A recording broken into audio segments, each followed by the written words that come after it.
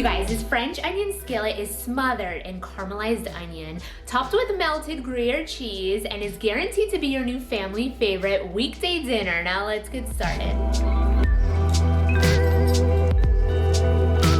Okay guys, so I'm starting off this very simple recipe by slicing 2 chicken breasts in half. To thin them out a bit, feel free to use any type of meat for this dish like pork loin or even a sirloin steak. I'm going to be seasoning these chicken breasts very well with some savory herbs de Provence, some salt and pepper. Use whichever seasoning you have on hand. Just be sure to give both sides of this chicken plenty of spices.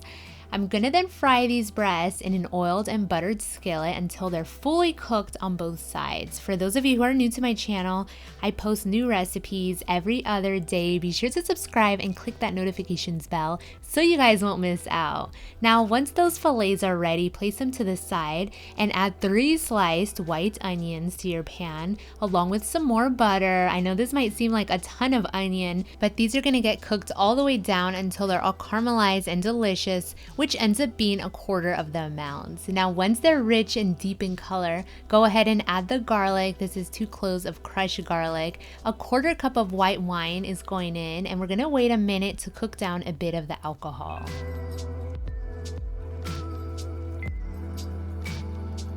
You're then gonna go ahead and add 1/2 cup of beef broth and season this with some thyme and pepper. It shouldn't need any salt. If you guys have had French onion soup before, you know that it tends to be on the salty side. Now go ahead and add the chicken back into the pan and nestle it back into all of that delicious onion mixture. Top this off with some shredded Swiss or Gruyere cheese. Pop this into the oven if you like on broil to melt the cheese down, or simply just cover the skillet a few seconds.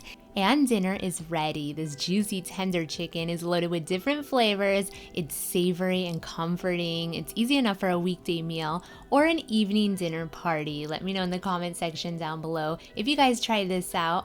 And be sure to give this video a big thumbs up. I'll see you guys next time for another quick and easy recipe.